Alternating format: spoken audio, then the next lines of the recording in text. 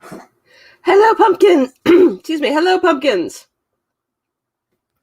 I am having internet too, and Marissa and I, though we are in the same province, live very far apart. But yeah, connectivity stuff going on this end as well. Okay. Where'd my invite button go? There it is. Copy that to clipboard. Send it to Ira. Off, Merlin. Ow. I hate this computer. I need to get my old laptop fixed. Come on. Come on. Oh my Lanta, this takes for bloody ever. There we go. Almost. Okay. So we'll just wait a few minutes for Ira to get on, hopefully. Oh, is that not working? There we go.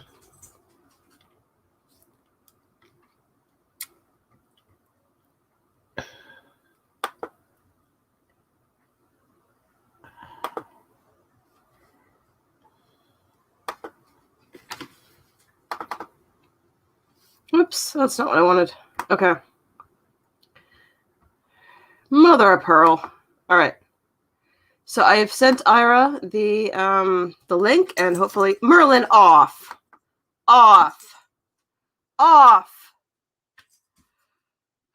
He always wants to chat and play and be a schnickelfritz. So our guest tonight is Ira Timothy. Ira is a very good friend of mine. I've known him for 18 years. Merlinus, do you want to say hello? Is that the problem? Okay. Until we see Ira. You gotta come here. Merlin, hi. Do you want to come up? Okay. Come up. Come up. Oh, Merlin. Oh, Merlin. Come on. Stay. Come on. No, this isn't. It is not playtime. It is not playtime. It is live stream time. Merlin, no kisses, please. Thank you. So, oh, Merlin. Do you want to shake a paw? Thank you. He's very friendly. All right. So, Merlin, that's enough. That's enough. Like he snoozes all day, and then the second I talk to the laptop, he is all over me. How much does he weigh? 23 pounds, I think. He's a smallish beagle. Although the vet wants to put him on Weight Watchers, and if he'd stop eating crap off of the ground, he would be putting on weight. All right, what's up with Ira? Just sent me a message. Okay. Ira has rural internet, so he's having issues too. So it's like all of Ontario is having issues.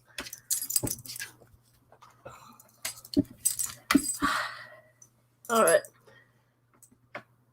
Merlin, hello. How you doing, baby boy? Can you sit? Sit on your bum. Sit. Merlin. Merlin, no kisses. All right. So,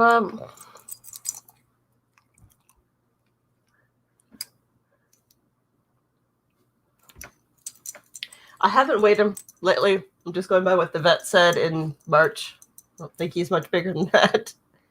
We've been trying to work on him not eating so much garbage.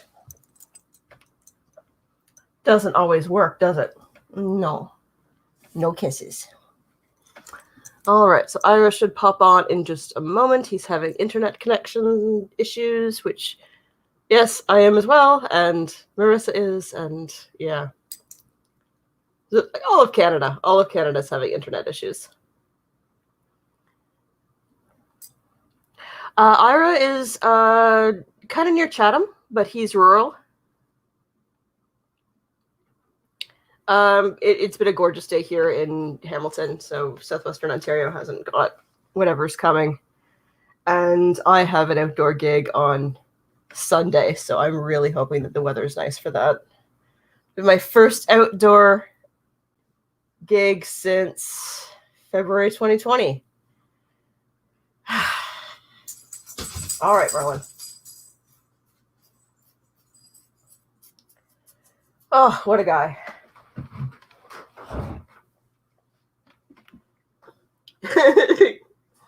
Good to know, Cheryl.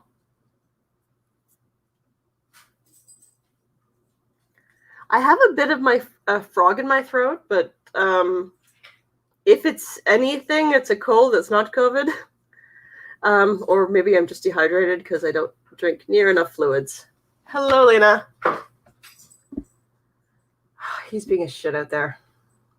Or did I just get myself demonetized? I may have. Oh, well. Merlin! Off! Hey! Oh, he's at my knitting. Hey! Wrong! Not for doggies. This is not... Why is my yarn way over here? You are a naughty sir. Naughty, naughty sir.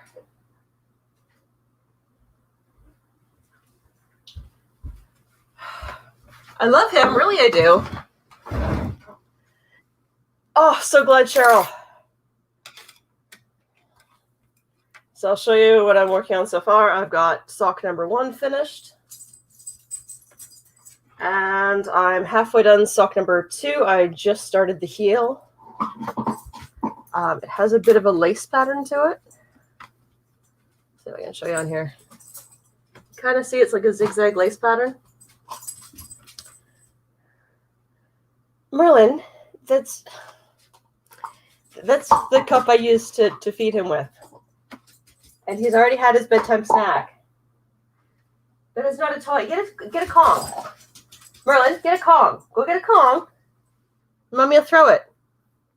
Go get a Kong and Mommy will throw it. Anyway.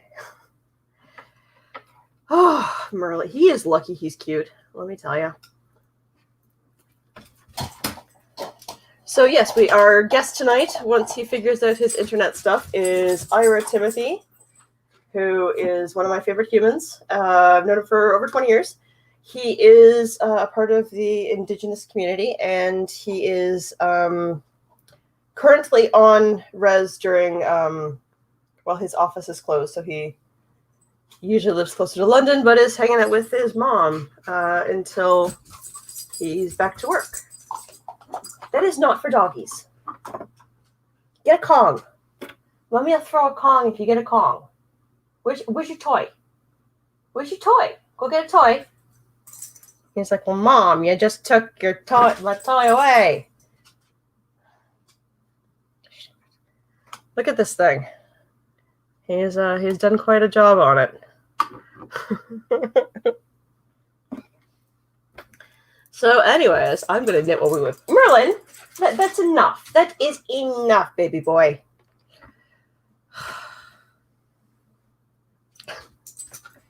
Look at this. Look at Merlin off.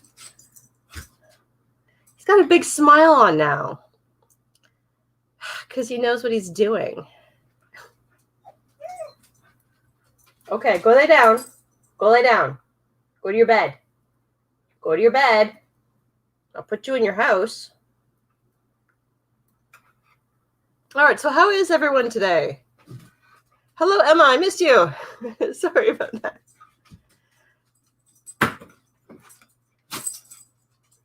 That is not a toy, and I do not want you bringing that on camera. Drop it. Drop it.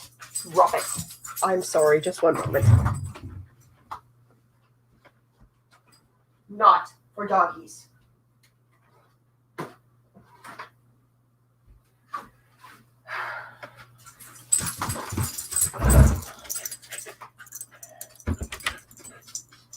What? Seriously, we have a guest tonight. I do not want to cut the stream short because you're being an asshole. Okay? Cool it. Do you want to come up and have a snuggle? You have to be good, though. You have to be good. Come on up. Do you need a hand? Okay. I know it's a hard. It is. Hang on. Hang on. No, this is no. Oh. All right. Look at that smile. Look at that smile. You're a happy boy. I know. And no more kisses. Do you want to say hi? Say hi to Mummy's pumpkins. Mummy's pumpkins love her very much. Ah. Hey, Snoop Medic. All right. Okay, he's taking off my clothes now. This isn't that kind of live stream. Oh, all right.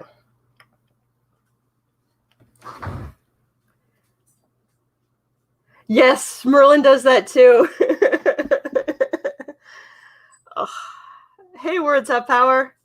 We are just waiting for our guest to arrive. He's having some internet issues. He is out on a reserve and has some spotty internet tonight.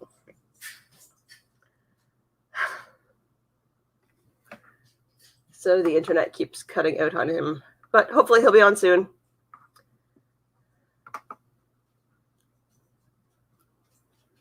I don't know where you heard that, Emma. Beagles have a reputation for being notoriously bad listeners and terribly hard to train. They are completely controlled by their nose because they're hunters, and like you can have like the best trained beagle for a recall. So when you tell him to come, he'll come back, unless there's a squirrel, and then you will never see your dog again. Yeah, beagles are. There's a reason you don't see beagles as seeing eye dogs. You'd have some blind person being dragged through the woods. Beagles have been known to doggy sedatives. He's adorable. And they're smart, but they're smart in the bad way that's, because they get bored and then they get mischievous. But a beagle will chase a deer until it has a heart attack. Like they're just so controlled by their nose. Oh, you got your toy. Okay. Yeah.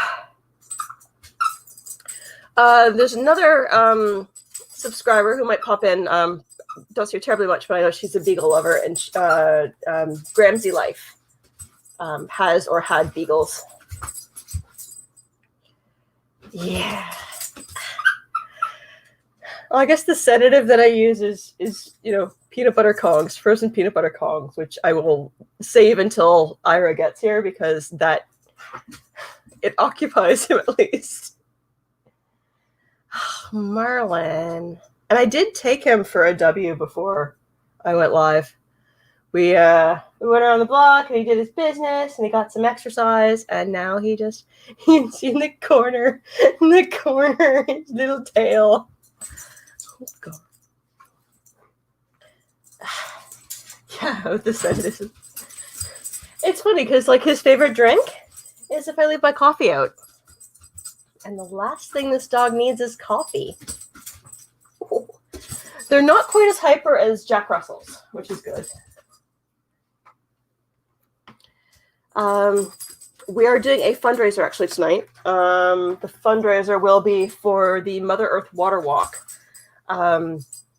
which brings the topic of water safety to the forefront. So with it's hard to talk when I've got a beagle there.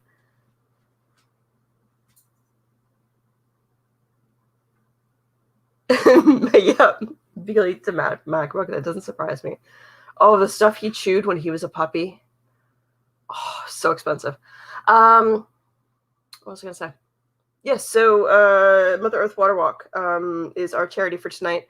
I didn't want to be making money off of Indigenous communities, so it's the second last day of the month, and most of this stuff won't be on, like, I won't know the stats for at least a month on, you know, how many views this gets. So it will be on my September payout from YouTube that I donate. Case of peanut butter for the Kong. Yes, I go through a lot of peanut butter.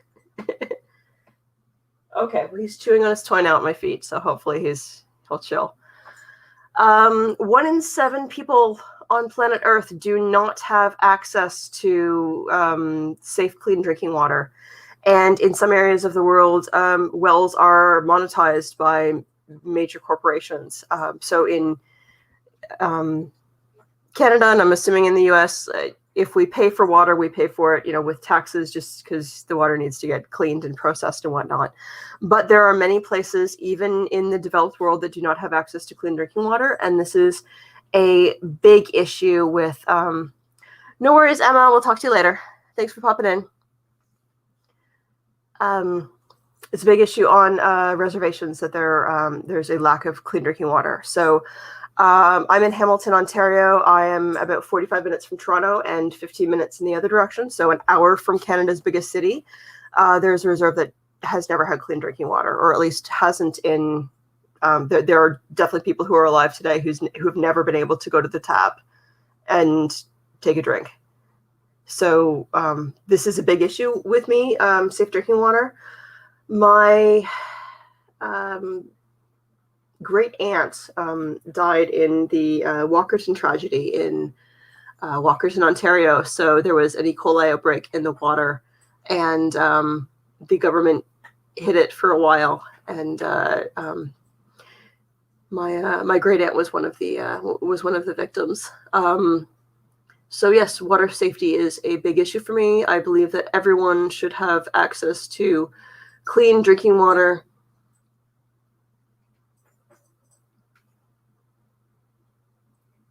Yeah, agreed. Words have power.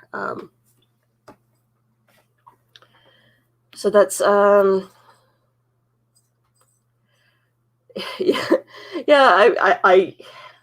if someone had the time and resources and wanted to like remake their website, because I know they only accept checks, and to buy checks, like to buy a book of checks, is $50 from my bank. Like nobody uses checks anymore. But I am going to gather donations for this. So if you wanted to send to use my PayPal to send it to me, and then after that, and just put coffee, or not coffee, just put water in the coffee. I've got coffee here from this morning still. Just put the word water in the description, in the message portion, and then I will make sure that gets donated to the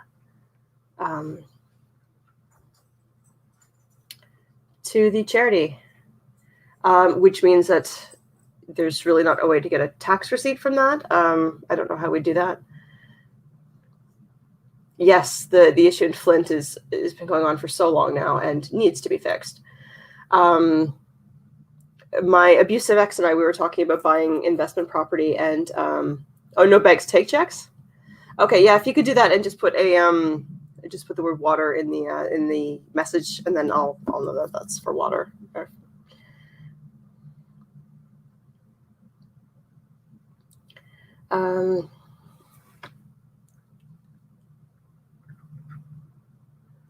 Yeah. The reservation that's closest to me is, sorry, I was talking about my abusive ex. We were going to, I'm glad I didn't invest in anything with him, but we were talking about getting an investment property in Flint and fixing it up, because the water there will be fixed eventually. And we were going to either put in like a well or a filtration system so that the water that came out of the tap was safe to drink. And we were going to have it geared towards senior ladies. So have like a rooming house for senior ladies, kind of like the Golden Girls, and have a and then hire like a local PSW to come in and RNA or CNA or whatever they call them in the US, and have them have somebody come in to take care of them so that these elderly ladies had access to clean drinking water. But yeah, that didn't end up coming to fruition.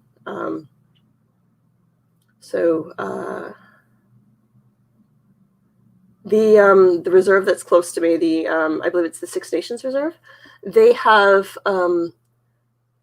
per capita more people with master's degrees than anywhere else in Canada. So it's a really neat, highly educated community. But yeah, they don't have access to clean drinking water. And it's been decades. Well, it's because there's issues that we did think of buying in Flint, so that we could provide safe housing and safe water to elderly people. Elderly people is my kind of area of specialties, and houses are dirt cheap, and it's not always going to have those issues. We were hoping at the time there's a new governor. I don't know too much about American politics, but that was like we were having big hopes that they were going to fix the problem and get more jobs in there, and so it's not always going to be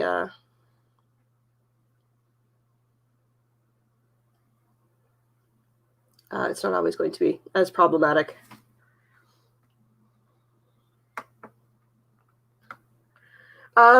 Yeah, that's one of the things that I would talk with Ira is about some of the issues with the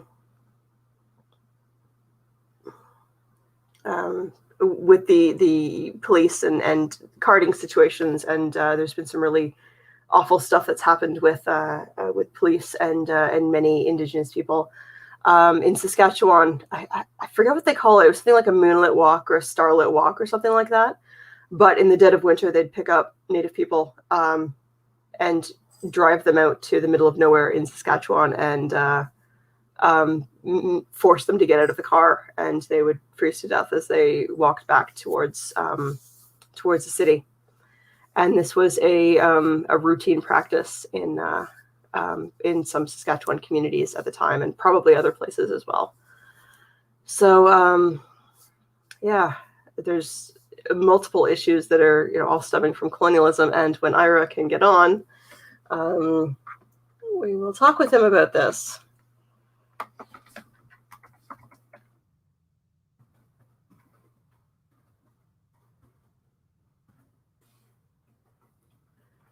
All right, I just sent him a message. We'll see what happens. So with my crappy laptop and Ira's crappy internet, I don't know how this stream's going to go. We may have to reschedule another time. Thank you very much, Cheryl, and I'll be sure to include that in my donation when I make my payment towards them. Yes, it's very horrible behavior by the police, and I mean this goes into colonialism and genocide and all these terrible things, which I'm sure saying those words right now, this is not monetized. So, yeah, just horrific behavior. And if you're following the news lately, there have been several of the residential schools. The last one closed in 96, which is up in Thunder Bay. Marissa actually corrected me on that. And there's one here in Hamilton where I am. No worries, Cheryl. Yeah, there's one here in Hamilton that closed not too far before that. So these residential schools, these kids were taken from their families and punished for speaking the language, and severely punished, like not just detention, like severe beatings. I believe I heard statistics that physical abuse in the residential schools was upwards 95%, and sexual abuse was upwards like 75-80%.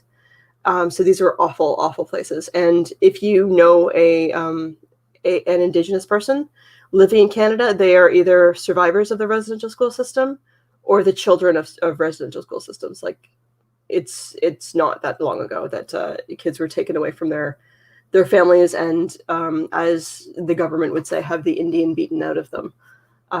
And that led to horrific issues of trauma and generations of issues. So, and I don't want to be the one who's talking about this. That's why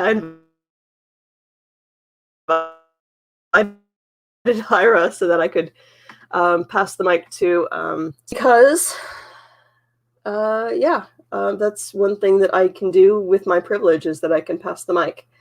And there's not much else I can do. I know I can write to my my members of Congress, wrong country. I can write to my members of Parliament, and I can write to my Prime Minister, and I can tell them things that that I want to see happen. So I'm trying to use my powers for good,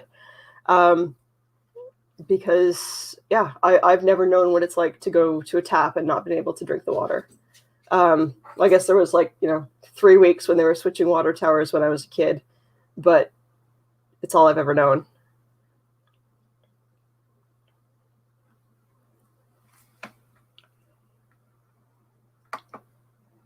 Yeah, that makes more sense. About a block from me, there's a building that's subsidized housing for Indigenous people. And I've actually made friends with the lady in the building there. And Merlin's made friends with everybody there because they're often outside walking around the neighborhood. And so Merlin says hi to everybody. But it's kind of neat to have that community there. And so the one woman I've made friends with, her little boy is 1.5. He's under 2.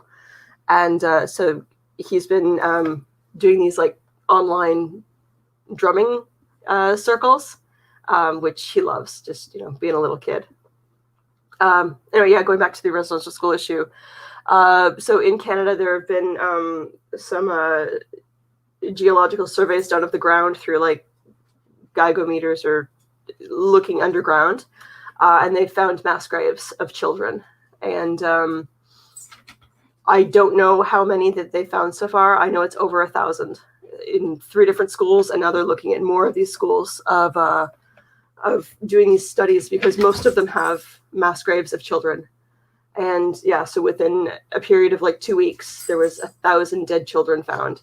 And like I said, these schools ran up until 1996. It's disgusting that that this happened at all, and the fact that it was allowed to happen for so long. And so many people want to blame either this government or that government, or the Catholic Church or this church or that church. And it's not any one party, and it's not any one church. I mean, the Catholic Church had a lot of them, but the 2 that are kind of closest to where I grew up, there's one in Brantford, which is 50 minutes from Hamilton, and London, Ontario, which is where I grew up, or the city closest to where I grew up in a small town. St. Thomas is close to there. So the one in Brantford was run by Methodist United Church, and the one in St. Thomas was run by the Anglican Church. And you may want to blame the Liberal Party or the Conservative Party or whatever party, but the main problem has been the fact that every government for the past, from when they started in the 1800s until 1996, every single government supported these schools. Every single one of them allowed them to happen. And every single Canadian who voted for a party who allowed these schools to continue.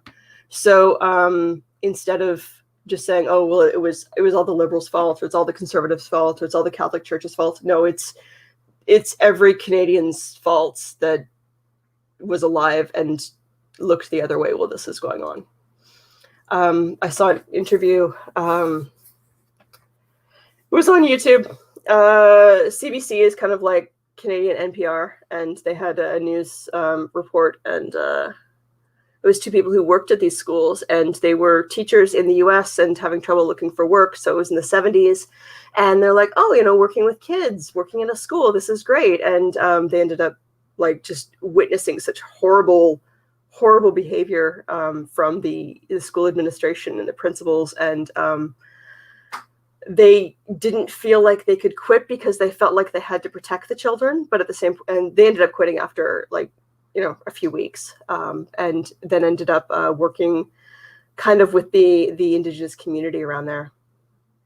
Yes, 1,000 children, and that's at between three schools. So 215 found at one, over 700 found at another, and then there was another one, and now they're calling to do these ground surveys of all of these schools to try to try to see how many. And I mean, like I said, if some of these, a lot of these schools they kind of mass started to close 1960s, 1970s. So 1970s, there were kids that didn't come home. So the government forced these kids into these schools. They weren't allowed to speak their language. They weren't allowed to practice their religious, like it was illegal in Canada to practice Indigenous spiritual practices until 1974. So if you know someone in Canada who's Indigenous, who was born before 1974, they may have had a relative who was arrested for smudging, like for burning sage. And you see like how many New Age people now go around using sage like a wand stick, like a wand. They could be arrested for drumming. And as we've seen, like, I mean, it's okay, it's maybe a misdemeanor and maybe it's a fine or whatever on paper, but just in what I said about the Saskatchewan police and what Marissa's saying about the police, that maybe on paper they would have got away with a fine, but they may have been beaten to death in jail. So there were people who died as early as 1973 for smudging. And then you have white people. There's a lady in London, Ontario, who charges $40 to teach you how to make a sage bundle. And she's, yeah.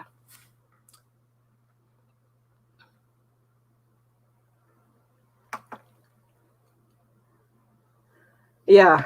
And, to teach them religion, which most of these schools were religious based, but it wasn't just the Catholic Church. There were Jesuit churches, there were Anglican churches, there were United churches, United. So it's a long story, but the United churches are basically like Methodist churches. There's more to it than that, so I don't want, Methodists aren't united. It has to do with something, an explosion that happened in Halifax a long time ago, and the churches amalgamated. But anyway, yeah. So this is a recent issue. Like, this isn't a long time ago, generations and generations past. This is like, there are survivors alive today, and the bodies of the children that they found are these are recent these are recent deaths.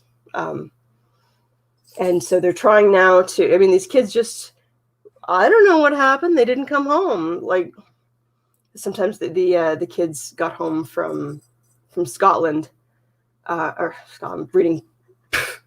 Kids came home for the summer sometimes from these residential schools, not always, but yeah, it is. And I think that's actually part of the discussion I want to have with Ira, if he's able to get on. So about cultural appropriation versus cultural appreciation, because I think that if first contact was done right, that we could have had more exchange and that it wouldn't be such an issue. But when, people are 40 years ago, 50 years ago, were being beaten to death in jail for smudging. And then, the white person sells sage classes for $40.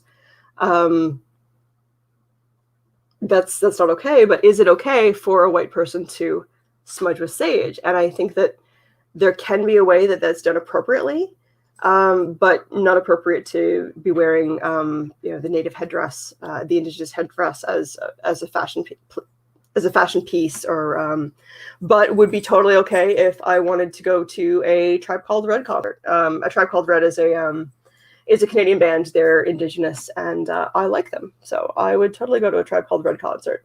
But there needs to be an understanding that I am coming there as a guest, and that's a lot of my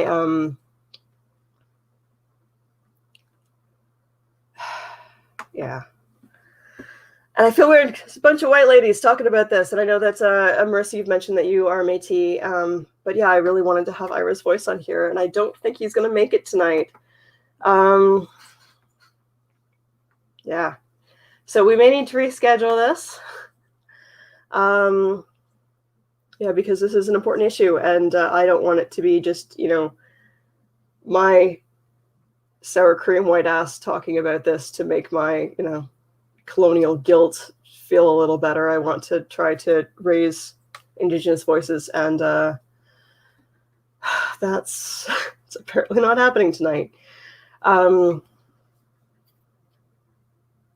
lot of my spirituality is yes, and I think taking ownership of that is important, because a lot of people say things like, well, it wasn't my ancestors who took your land. And there's the conversation about, like, go back to where you came from. And, Cheryl's been lucky enough to do that and to go to live in Europe. But that's not a reality for most white people. And then you talk about people who aren't white people.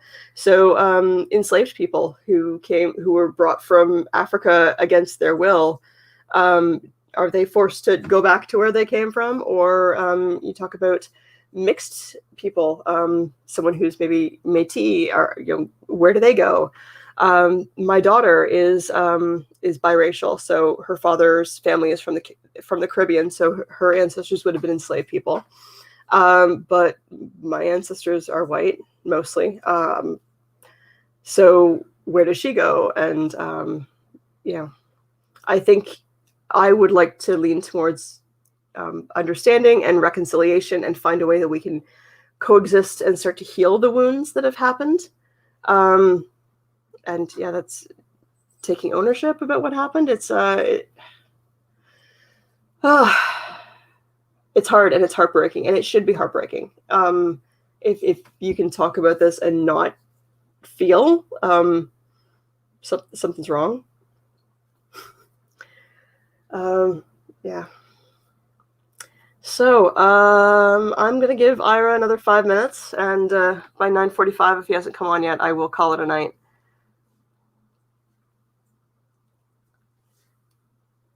Yeah, and the profile poster. I was on. If I can get my words out.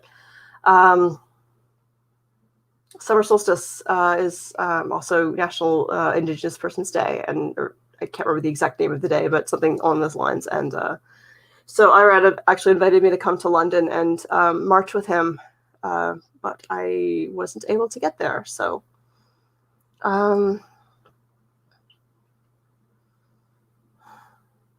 I think if you're going to buy an orange shirt, Walmart does sell orange shirts, but I would encourage you to try to buy from an organization that is fundraising for an Indigenous charity. And in me saying Indigenous, I also need to recognize that it's not just like one homogenous group is called Indigenous, that there are many, many different tribes and regions and clans, and it's all incredibly diverse. So somebody who is Haida, who is so the Haida people would be on the west coast in BC along the border. Thank you, Words Have Power. You're right. I only buy my sage from Native people and have it be ethically grown. But that is a huge issue. So as I said, I live 15 minutes from a reserve. So if I need sage, I go to the reserve and I pay Native people for the stuff that they grew themselves and they harvested themselves. So very, very good.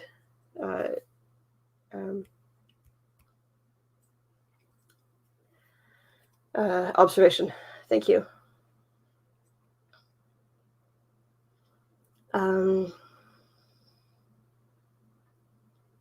So the things that I know about Native spirituality, of how we can be better white people when we are engaging in Indigenous communities, is yes, absolutely don't buy sage from a non-ethical source. How's Ira doing? Okay, so he's going to try to hotspot with his phone.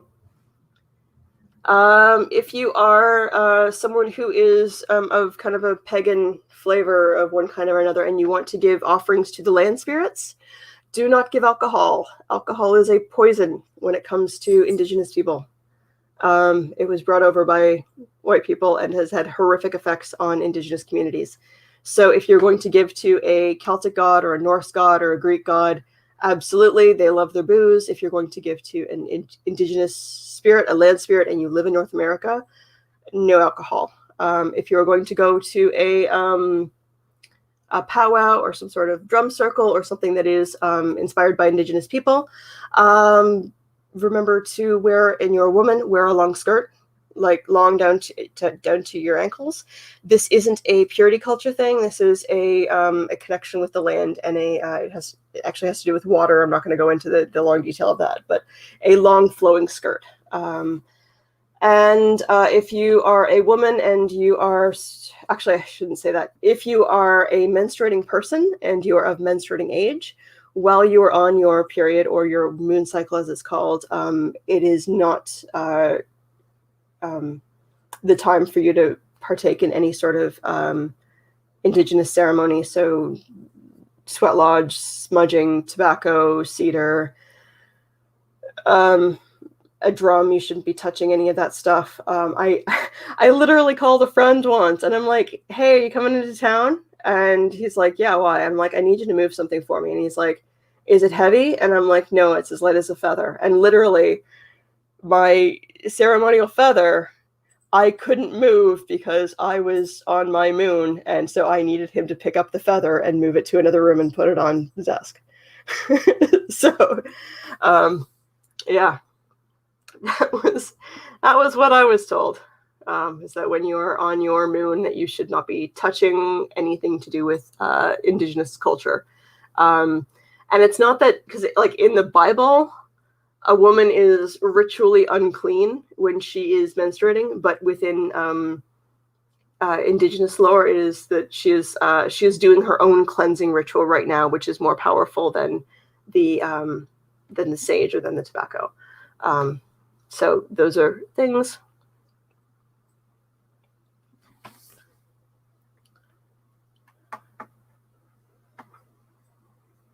Yes, and I think that we I think that's important. These are important conversations.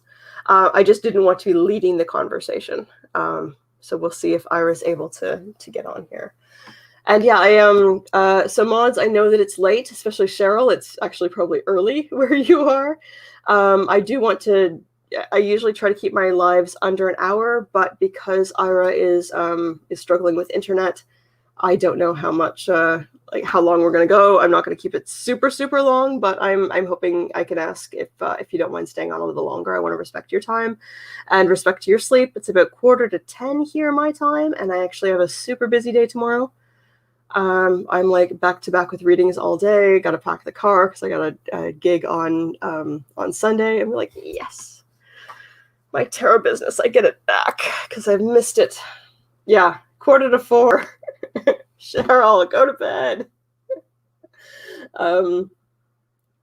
But yeah, Marissa, Shermer, Megan, if you don't mind staying on a bit later. Well, I know for and Becky too. Becky, are you still here? I've kind of ignored you. I'm so sorry. Yeah. So Megan, you and I are in the same time zone. Marissa and Becky are in Central, so it's actually like 8:45 there. So it's not too bad.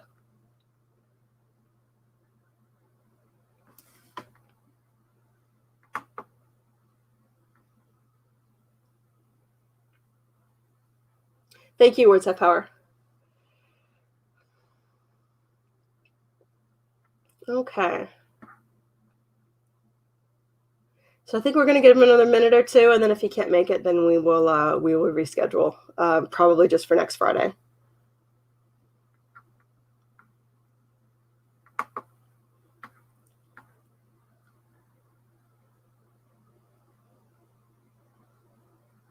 I don't know. All of the Native people who I know several Indigenous people. All of them except one do not drink, and that's just like a part of their life that they've never drank. And Ira has never drank or done drugs. I mean, he likes his Diet Coke pretty well. Yeah, I mean, caffeine's his addiction, but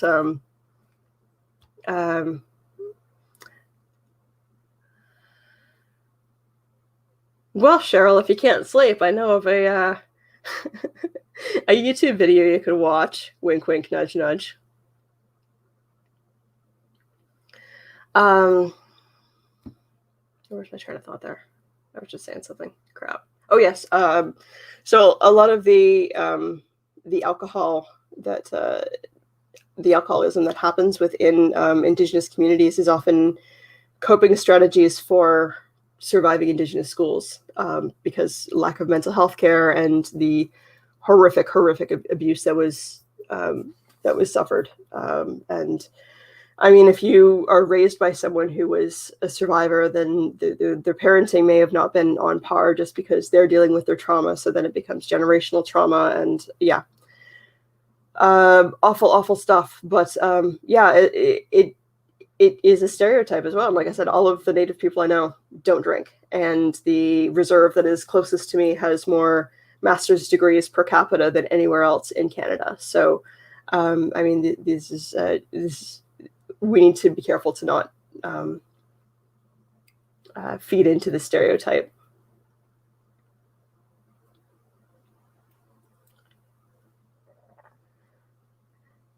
Oh, here we go.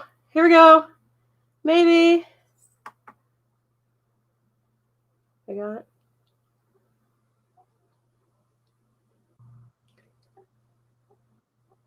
Ira! There you are! Yay!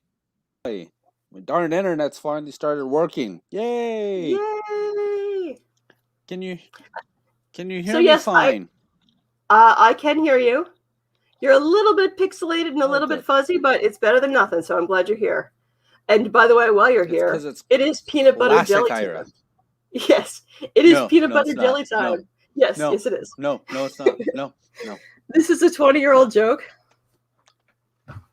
The other 20-year-old joke is that even though my heritage tends to be mostly English and German, Ira thinks that I'm Irish and makes fun of me constantly for it. But and are.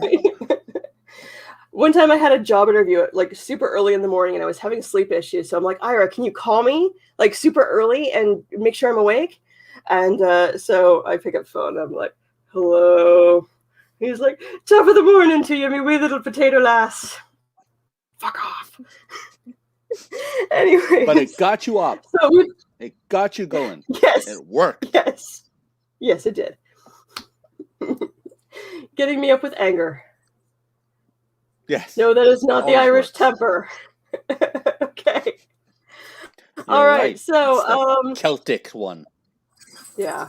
So just a caveat before we get started in our conversation with Ira. He has mentioned to me it is part of his belief that he doesn't kind of share the secrets of his spirituality. So any question that comes up that is about like, hey Ira, how do you do this ritual or ceremony? He is of complete. You can say whatever you want, but yeah, he's going to reject those questions. So there's that. But we've been talking about for the past 50 minutes while we've been waiting for you. We've been talking about colonialism and residential schools and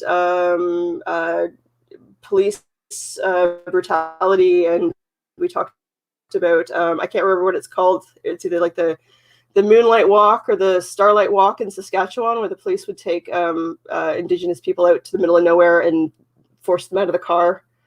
So yeah, these kind of are kind of the stuff that we're talking about. We have talked about water safety as well, and we mentioned the Mother Earth Water Walk because they only accept checks, and checks are not a thing anymore. I'm asking people to just PayPal me with the with the description or the message water, and then I will forward that to the Water Walk. And any super chats, super stickers, or AdSense that I get from this video is going to go to the Water Walkers as well. Yeah, and I said, like, if anyone has the time or resources and they want to do something awesome for that charity, I think that the website really needs some work, and to hook them up with a PayPal account or e-transfer is what we do in Canada. Anyway, so I'm going to shut up now. And Ira, please tell us about yourself. First off, Ira Timothy. I work at the Association of Iroquois and Allied Indians as the communications coordinator. I am 42-year-old Lenni Lenape Dene man. Due to my teachings and my beliefs, in my entire years of being on this earth, I have never had a single smoke, drink, or drug, and I do not intend to have that. Complete straight edge. Okay, not completely straight edge. I do have a vice, which is coffee. Absolutely love the coffee.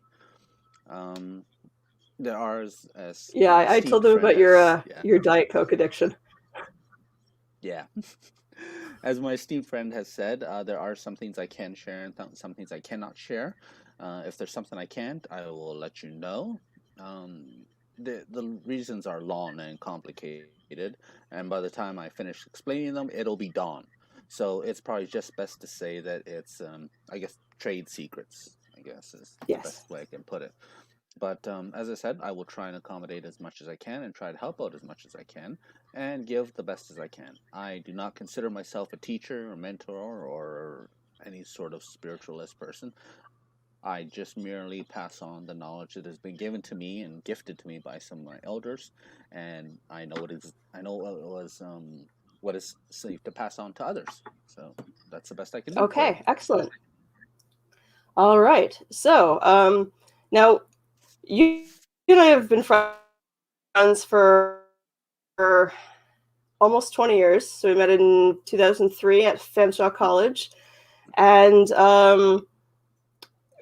we haven't talked a lot about your history. So I know that you are on the res while COVID's a thing because you're not in the office right now. So are you able to tell us about the reservation, family history with the res, that kind of stuff? Let's see, what can I say? I live on the Delaware Reserve, which has gone through at least 7 different names. Moravian of the Thames, Delaware, the Lenape. Currently, the name is El Napawi Lakawit. It's long and hard to spell. That's the only thing I can tell you is that the pronunciation is El Na Pau Wi La Cow Wheat, and roughly translated to original peoples. And when I say original people, I'm not talking about how we think that we're the start of civilization. No, we're just like the caretakers of this land. So original, no, not in that sense of the word. Original, as in that we were placed here to help take care of this part. My set of people on my mom's side originally came from the land that is now known as New York. We had a real estate problem when it came to the treaties, and that took us off to a part where half of us delved into Wisconsin and the other half delved up into southwestern Ontario, and hence where I am right now. It's a fairly nice little real estate issue. That's one way to put it. Oh yeah. Location. But the No, I will say that there is one secret I want from your family. And I think I've told you this before. I want your mother's fry bread recipe, because I'm a decent cook, but my fry bread is terrible. It is white person fry bread. Like, the outside is fine, and the inside is just freaking dough. And I've tried watching YouTube videos to get like it's white people fry bread. It's terrible. that is like kidding? You could add that to the list of crimes that white people have done. I don't even get the recipe. I wouldn't be surprised if she took it with her when she left this earth. I've been trying. I have been trying to get it. Best of luck, but yeah, even I don't know. Okay, so yeah, So one thing that we were talking about is how recent the residential school system was, and how the most recent one closed in 1996, and still many people who are most Indigenous people who are alive today are either the children of survivors or survivors themselves. Are you able to talk about how your family has survived the residential school system? Well, let me see here. Um, so my grandmother had went to the Mohawk Day School, Mohawk Institute. We've had friends of the family that were taken to the mush hole, as it was called. My father was taken to the Is that the one residential in school Brantford? as well as his. Yes, yeah, that was take. They were taking him Okay. to that one. And my father was taken to the residential school. Now he's Dene, so he's way up north. So him and his Okay. brothers had to go to that one. Um, Nifty little story.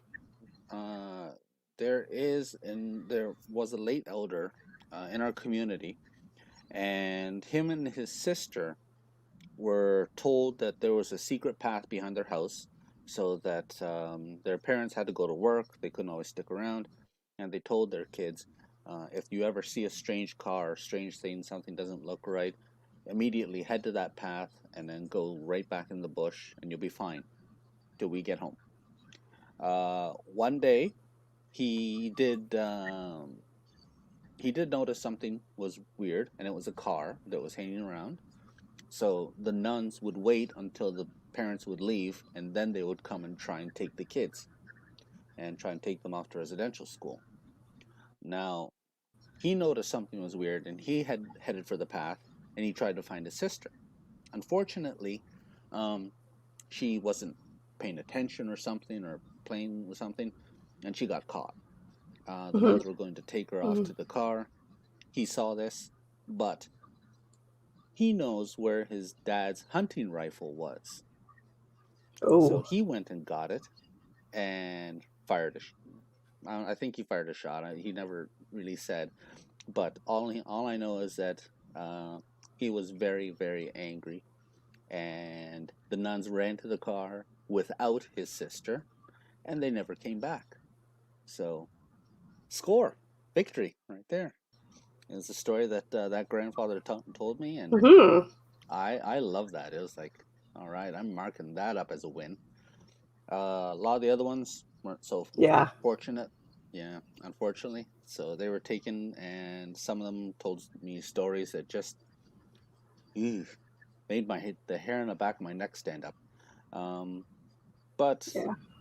yeah, it's it's sad. It's a sad thing, and it's so I am the child of a residential school survivor and grandson of some, and it's been tough, but my grandmother's a tough woman, and she did a great job in raising everybody. Good. Well, I mean, certainly the that passed on to you, because yeah, as I said, you're one of my favorite humans, and we've been friends for Oh, almost 20 years. Um, so how has your community been coping with the recent discoveries in Kamloops and the other schools? I can imagine that would be really really horrific to hear the news of that. well, as I said, we don't really have any residential schools in our area. However, they've been doing a Mm-hmm. fantastic job. They had a healing walk. They took a ton of orange shirts and they put them around the school where we were. We actually had a day school where I am. It's defunct. It hasn't been active for a very long time. It actually got converted into the education department where I live, and they made sure to put orange ribbons all over the fence links. They had orange shirts hanging up on the signs. It was just so heartwarming to see that, and to see that the so many of them gathering together for a walk and to show that they're shows a show of solidarity. It's Mm-hmm. amazing. Yeah. Yeah. So we'd kind of we're joking a bit about this earlier, but of like, how you can make us better white people, and what are there are events that happen, like the healing walk, like various sweat lodges and powwows around that are open to the community. And what are some of the things that you see white people doing that you would like us to stop doing when we attend these events? Um, well, I can only speak from experience in that I have seen a few come up and while tending a sacred fire, someone threw garbage into it, not knowing that it was a sacred fire. So, but that could have easily been avoided. They apologized. They were very good about understanding and learning about it. And the best way I can do about it is Mm-hmm. don't be afraid to ask questions. There are some that look meaner than they really are, but they are happy to answer questions. Just, got to do it in a nice, respectful way and go like, hey, what is the meaning of this dance? I'm not really sure. I mean, or what is that person saying in this prayer at the start of a powwow? Or what is, or why do they use eagle feathers in certain dresses? And what do the jingle dresses mean? So, things like that. I mean, it's Mm-hmm. okay to ask questions. I mean, that's what these powwows are for. And some people think it's only for us, but no, it's actually there for as an amazing learning resource. Great fun, great food, ask questions, an amazing exhibition of some amazing dances, being able to hear the music. It's um, um, it's something I wouldn't miss, especially the food. Oh God, the food, so good.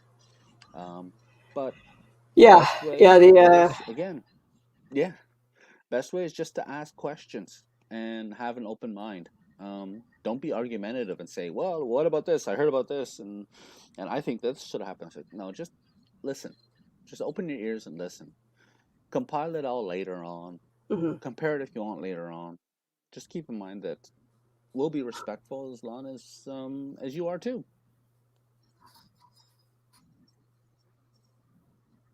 Yeah, that's very good advice. I even though I practice a Celtic spirituality, I really try to be aware that I should be behaving as a guest upon this land. So I want to honor my ancestral traditions, but also honor the land on which I stand.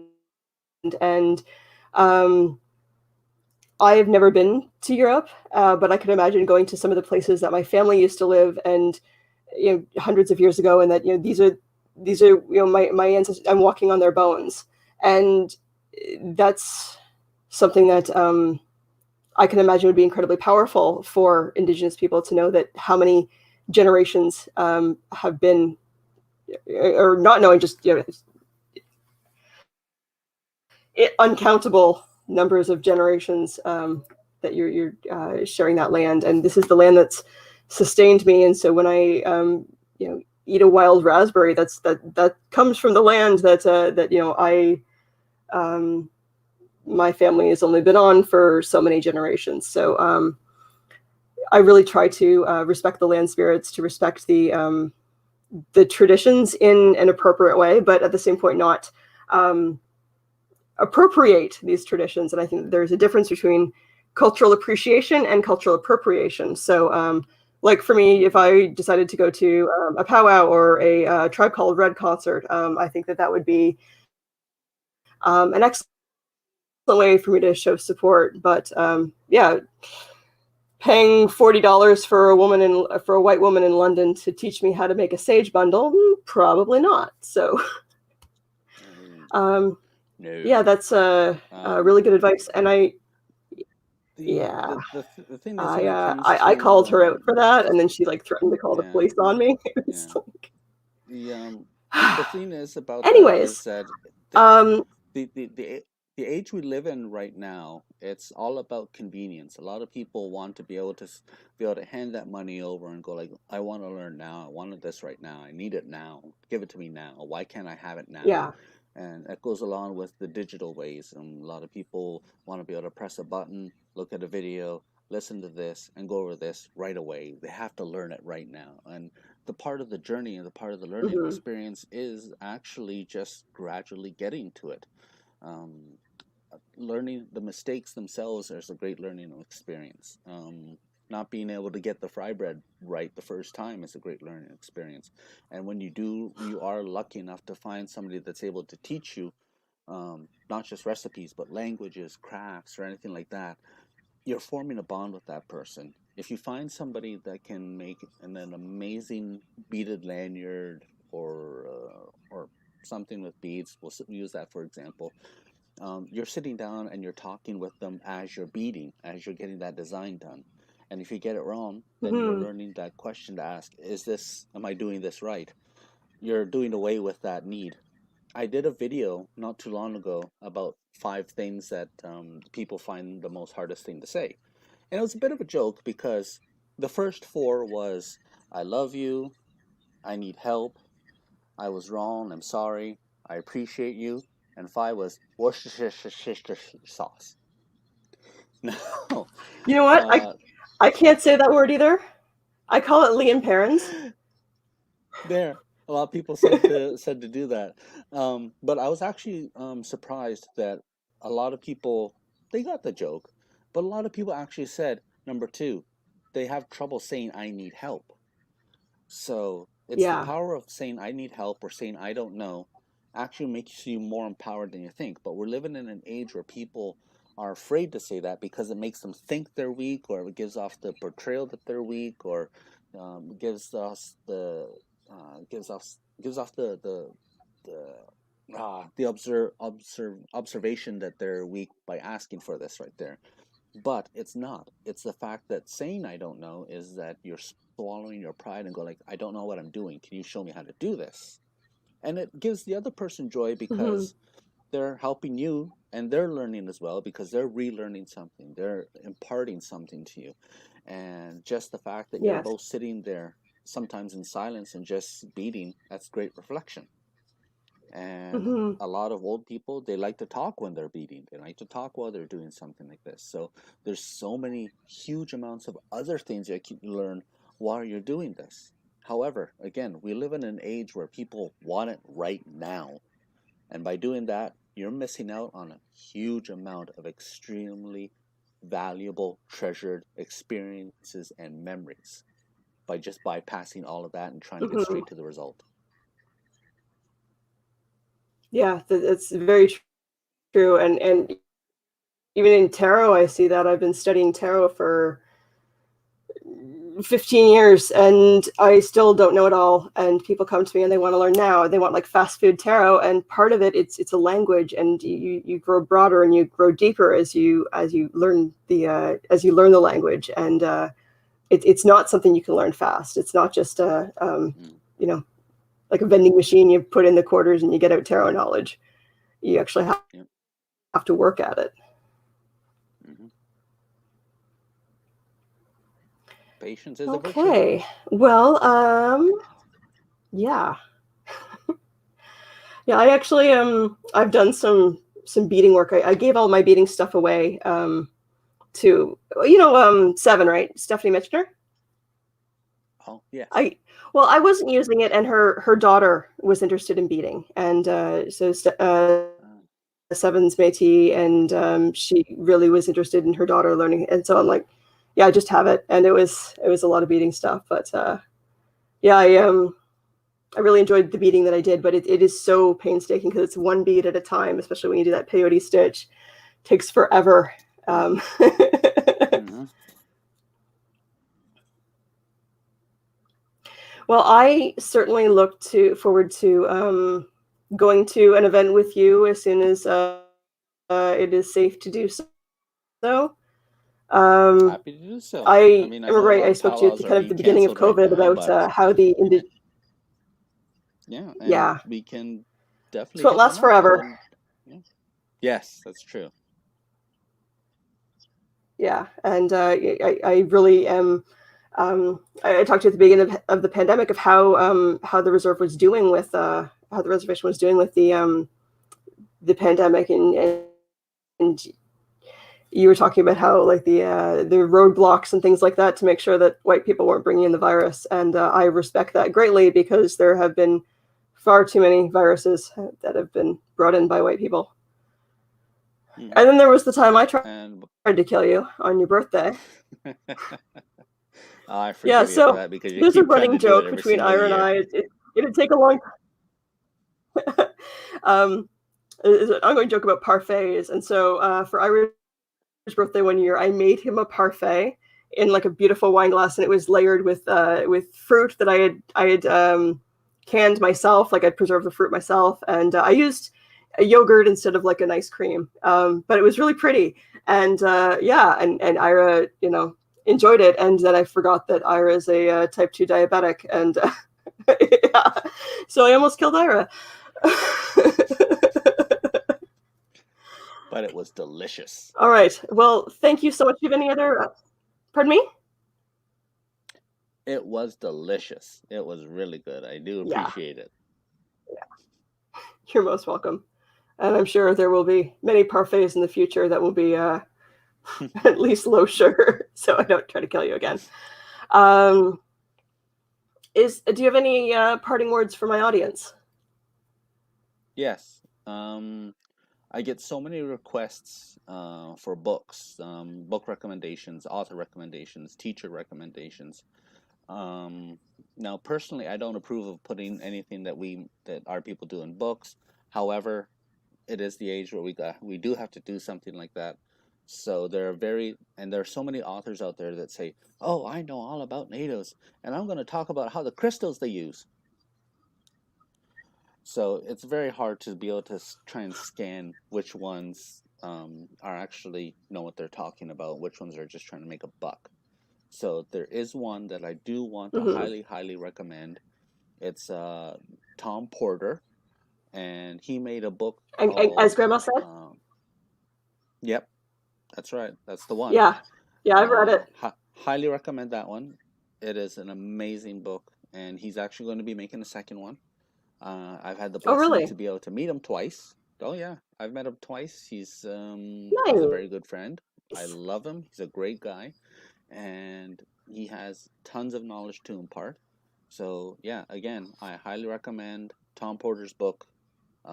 Buy it, get it, whatever you can, and try and hold on to it. So next time you see him, try and get an autograph right there. A lot of things he says are absolutely legit. I live and die by what he Yeah. says. I still have my copy of his book. However, it is at my dad's house right now, so I don't have it with me. Or do I? No, I don't. Okay, yeah. So it's called. It's by Tom Porter. It's called "And Grandma Said." And Yes. there was another one that when I took the course at Western, it was the Mishomis book. It was called. It was like a children's picture book almost, and it talked about the creation of Turtle Island, and so that was a neat book as well. And yeah, if you're looking Nice. for something it's easy to digest. um, okay, well, thank you so much, Ira, for joining us. So again, it's okay for me to ask questions. I understand Yes. that Indigenous tribes are not all just one homogenous community. If I say Miigwech, is that me Oh, being it's fine. overgeneralized, It's or is fine. that a good thing for me to say? Okay, No, Miigwech. it's good. It's fine. No problem. I guess the All right. very last thing to say is a quick shameless plug. I do a TikTok series called and my TikTok handle is that native guy 79. Um, I try to focus on a lot of lighthearted content, but I try to sneak in some educational things too. For the month of June, for Indigenous History Month, I did one video per day, and each video focused on a different Indigenous issue, a bit of history, a historical figure, all of that. And I try to make sure people get to know things that they generally may not know about. People like Charlie Hill or the Firth sisters, they are an intense women's winter cross country team. I talked about the Battle of Wabash and the Treaty of Ghent, the Doctrine of Discovery, and so many different topics. You can find them there. But as I said, I also try to keep things lighthearted and comedy. There's too much negativity in social media these days, and I think it's my duty to help make sure Yeah. people try and forget their troubles and have a little bit of smile. So, check me out, TikTok, That native guy 79, I guarantee you'll have a chuckle, you'll have a laugh. Yeah, it's one thing about Ira that I've always appreciated. So if you like terrible puns or like really bad dad jokes, Ira's your guy. Just like the worst puns. They're just awful. They're just horrible, Ira. But there's nothing I love more in this world than a terrible pun. So thank I you for know. that. You've made me laugh so many times over the years. All right. So big thank you to Ira, everybody. If you can give Ira a round of applause. Thank you so much. And thank you to my mods for staying on a bit later tonight. Thank you for all of my subscribers. So if no one has told you today, I want you to know that I love you, that I am thankful for you, and that I am glad you are here. Bye, pumpkins. Or should I say miigwech pumpkins?